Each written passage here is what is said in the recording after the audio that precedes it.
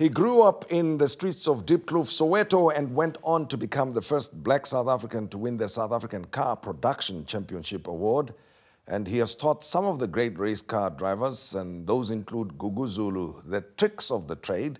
And he's also been the stunt driver for Idris Elba in the movie Long Walk to Freedom. I'm talking about Philip Township Tornado.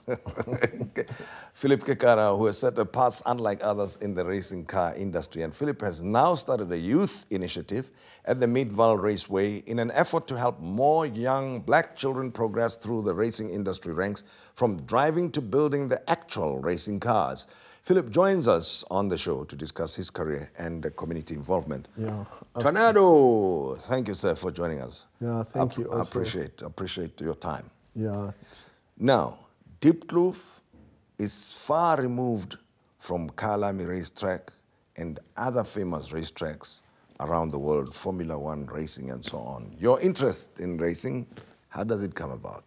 I think it is my brother runs a funeral undertaking in Alexander. And I used to go to Fourways to do funerals there. And that lucky day, when I passed Kyalami, I used to see racing there, and the place is packed, and I will like rush to go and do that funeral. Unfortunately, that day, just to come back, I used to park along the fence and then climb on top of that hearse and then watch racing from there. Now, after watching that on the racetrack in Kyalami, so what do? Did you take the hearse inside there and say, no, I'm also joining in with this hearse? No, I just went home and I told them that I want to race. Can they pay for me for those racing cars? Those days they had a Speed International. It was run by Toyota. Oh, so you could join and... Yeah, it was like a 5-day course. Yes. They teach you the ropes of racing. Yeah. And then, because I wanted to know what it takes to race. Yeah. And then they were not interested. They just told me that I'm just going to kill myself. Oh, so they did not accept that? And what I did, I just worked there and there, and then I drove taxis. I had a friend who owned taxis, and I used to take his taxi to go and raise money to do that course. And I did get money, and then I paid. And then they looked after you, supported you, and made sure that you receive all the appropriate training. Yeah. And then which company then adopted you as its driver? I was, Sasol those days, they were sponsoring Ford. Okay. And they managed to build a car in 95. And then I went also to Meadville to go and test. Yes. And lucky enough, I went with one of the top racing drivers, Ben Morgan Root. He's based in Randfontein. Yeah. I went with him to go and test, and it was even more difficult then. I was excited just to jump in my own racing car with my name in it, Oh, they built a car for you? Yeah. Okay. Well, it was a short period of time. From 94 to 95, you already have a car built for you. Yeah. But you were such a modest guy, man. I mean, somebody else would have been jumping all over the place here, telling me about how great they are. Even a car was built for them. Yeah, it was, I was like focusing on winning. Yes. But it's not even easy just to win a race. Of course. I mean, if you're working against other professionals who put in the hours like you do, and the competitive spirit in motor racing is very high, you can see even people who belong to the same stable. I don't follow motor racing, by the way, but I'm aware of the Hamilton fights with Rosberg and so on, and what goes on within one company. Yeah. And that's how competitive it can be. Yeah. I think it even like me, like you say now, I'm just supporting what you're saying now. It was like my first 3 years, I was like, what am I doing in this white spot, you know? But because I was more comfortable in a car when I'm racing than outside the car with everyone. Yes. Is how tough it was. So, but you're a big guy. I thought they prefer smaller people to participate in. Huh? I've just gained weight a lot. I think I'm like 85 now, but When I was racing, I was sitting at 78, Okay. 77. Oh, so that is still workable, right? I thought Yeah. they have to be even smaller than 78.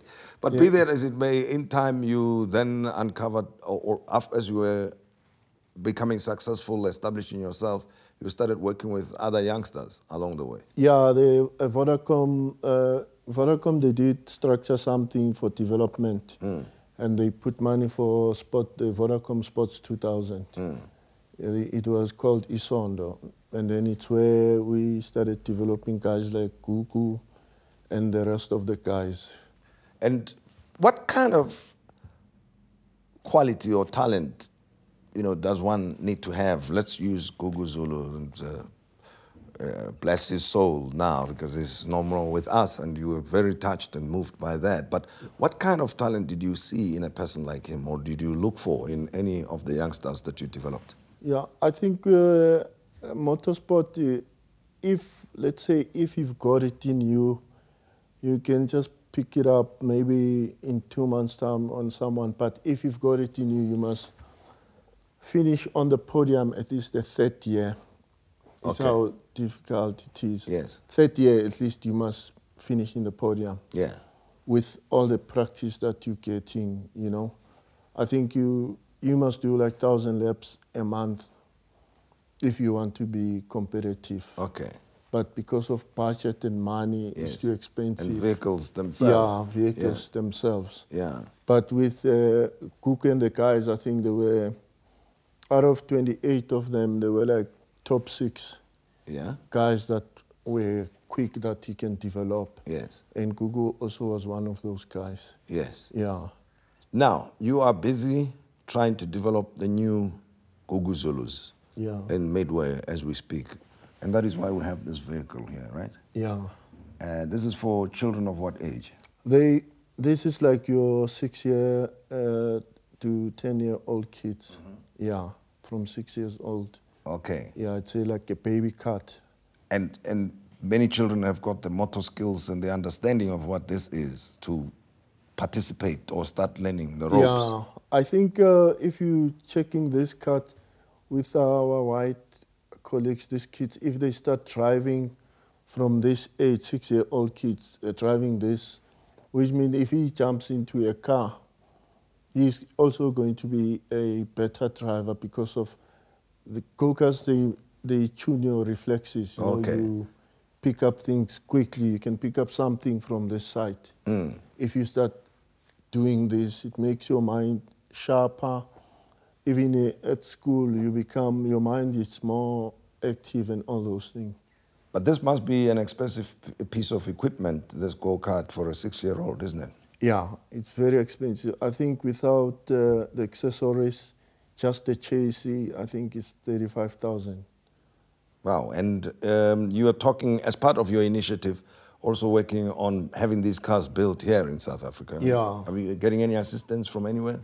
I think Nino is good at doing such things, and he's one guy that is prepared from Midvaal to develop this, and he's got a lot of chassis and machinery to do something like this, because if we build this here, it will be much better, they will be cheaper, and then to be able, I want the kids also to be involved in developing this thing. Yeah. And what's the take-up like on the side of the children? What's the number of children? And anyway, they can't bring themselves. Parents bring them to you, I suppose. So how many children are now part of your program? I think we've got too many kids that we can't even, it's going to even to be difficult to choose talent because it's too many of them. I think the whole of Soweto, in just parents, they want the kids to be involved in this. They know that they'll be out of streets, they'll concentrate in something. And then it's just too many of them because we've got elderly kids from Valtech that I did go and talk to them, and then they did bring them to Nina. I just wanted to check what's going to happen with them.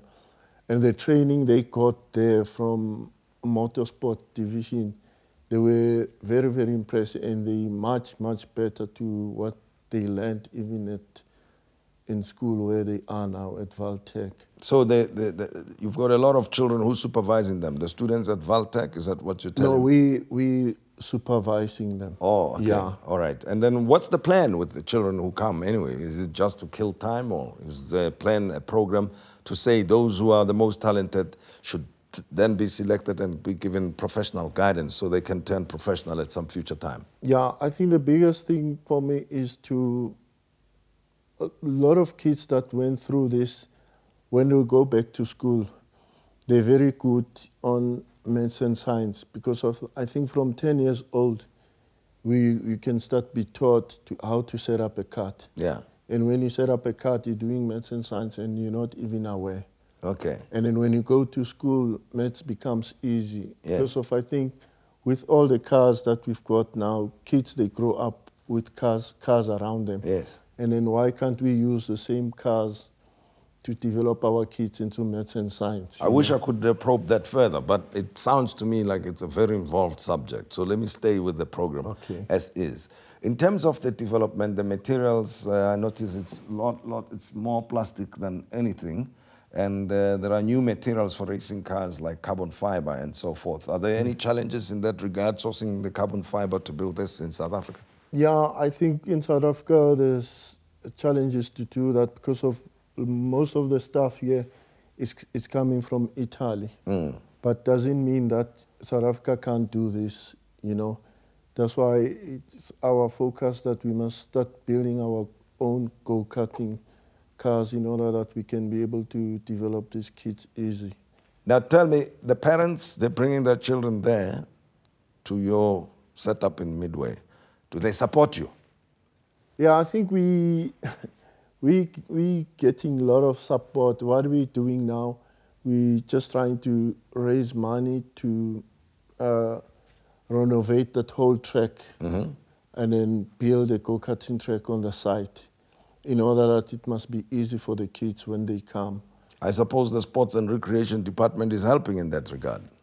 Not yet. We did talk to them, but what I want to take them to Midvaal track in order that they can see, because I think it will be one of the best training facility for these kids. Yeah. Well, Mr. Kekana, thank you very much for talking to us.